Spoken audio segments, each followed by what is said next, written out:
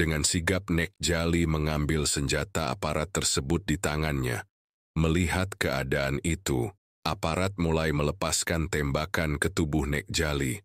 Namun peluru tidak mempan, karena ia punya ilmu kebal.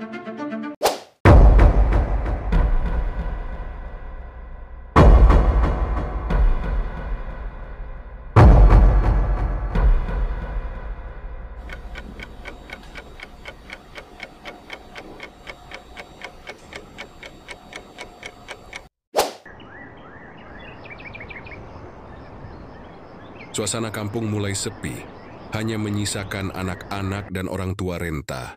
Sementara yang masih kuat semuanya telah turun ke simpang KKA, baik pria maupun wanita. Hari itu ada sebuah seruan yang menyebar di kalangan masyarakat untuk berkumpul di simpang KKA. Wartawan asing akan masuk, hari ini Aceh akan merdeka, kata Cuda Kasom pada Poramulah. Bergegas masyarakat berbondong-bondong naik truk menuju simpang KKA menjemput merdeka.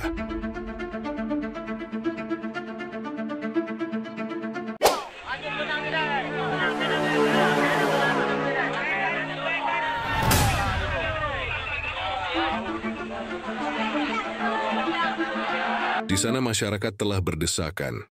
Mereka membawa senjata apa adanya, tapi bukan senjata api. Mereka hanya bermodalkan parang, kayu balok dan pisau melawan ganasnya senjata api milik militer tentara.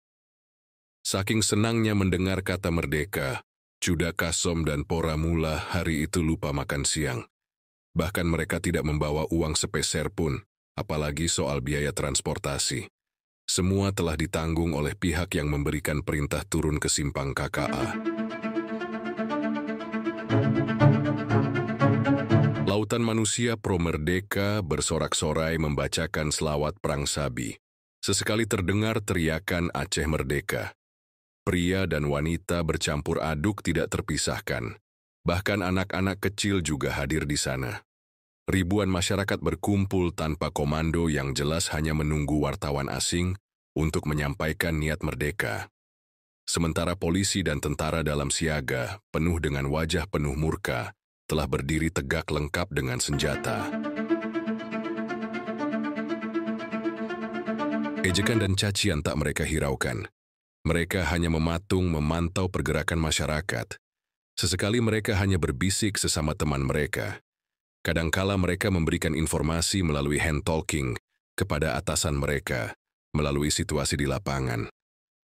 Izin melapor komandan. Di lapangan sedikit tegang, kata Sumitro seorang tentara di sana. Sementara aparat lainnya tak bisa berbuat banyak, apalagi di tangan warga ada senjata tajam dan kayu balok.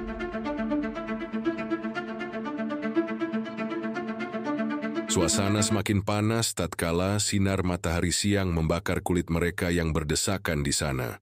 Seiring dengan itu pula semangat merdeka mereka semakin menggebu. Kadangkala haru menyedihkan tatkala lantunan hikayat Perang Sabi menyapa telinga mereka. Tiba-tiba beberapa wartawan media cetak dan elektronik hadir ke lokasi. Riuh rendah sorakan warga menyambut dengan teriakan takbir dan merdeka. Kita masuk TV, kita masuk TV. Terdengar teriakan warga di sana.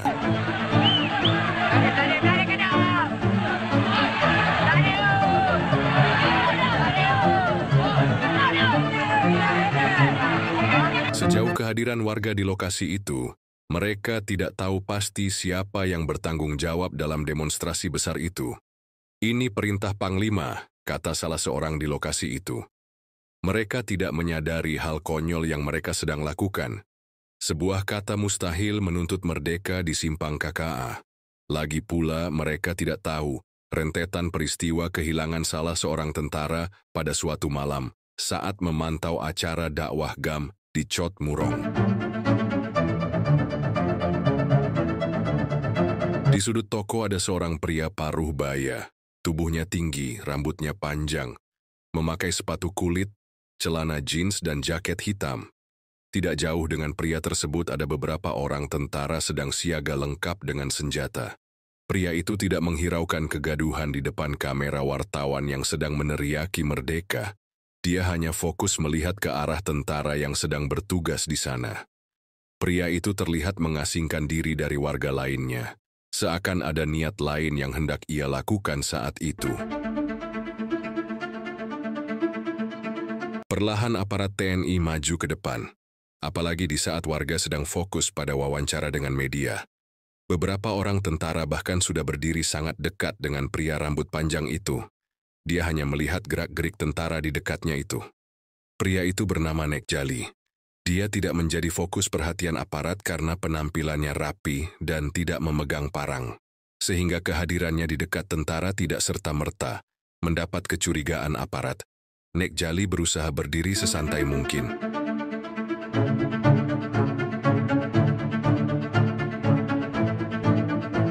Nek Jali datang sendirian ke simpang KKA mengendarai kereta RX King Cobra.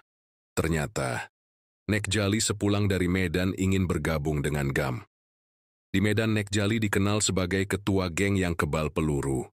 Dia melepaskan profesi premanisme karena tertarik memanggul senjata bersama pasukan GAM. Hari itu, Nek Jali sudah punya tekad ingin merampas sepucuk senjata api dari TNI yang sedang terkepung oleh ribuan massa. Tatapan Nek Jali sangat tajam melihat kelalaian aparat.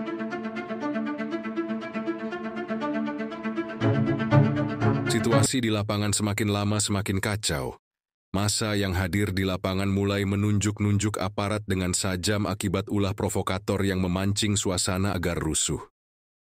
Jangan takut, mereka tidak berani menambak, teriak salah seorang warga.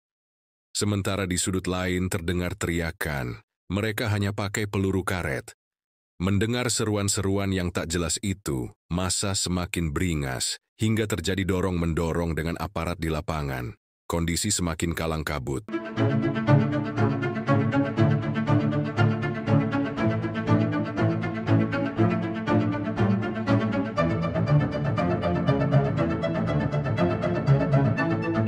Kesempatan itu dimanfaatkan Nek Jali. Melihat aparat semakin berpencar, Nek Jali mendekati salah seorang tentara yang sedang fokus melihat ke arah keributan. Nek Jali mengeluarkan sebilah pisau yang telah disiapkan dari awal, lalu menebas leher salah seorang aparat hingga tersungkur. Dengan sigap Nek Jali mengambil senjata aparat tersebut di tangannya. Melihat keadaan itu, aparat mulai melepaskan tembakan ke tubuh Nek Jali.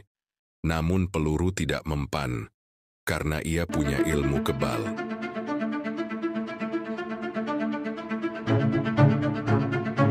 Nek Jali mencoba membawa lari senjata itu yang ada di tangannya.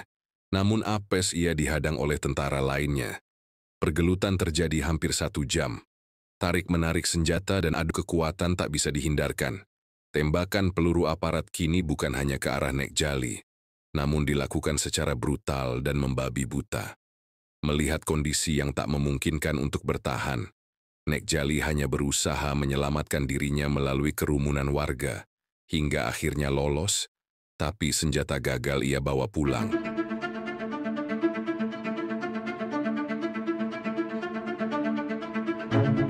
Walaupun Nek Jali gagal membawa pulang sepucuk senjata api, namun aksi Nek Jali berhasil membuat dirinya menjadi salah seorang anggota GAM. Demikian sejarah heroik ini semoga menjadi renungan bagi bangsa Aceh untuk mengenang para pejuang mereka yang telah banyak gugur di medan perang. Berikan masukan di kolom komentar agar kami lebih bersemangat dalam menyajikan kisah lainnya.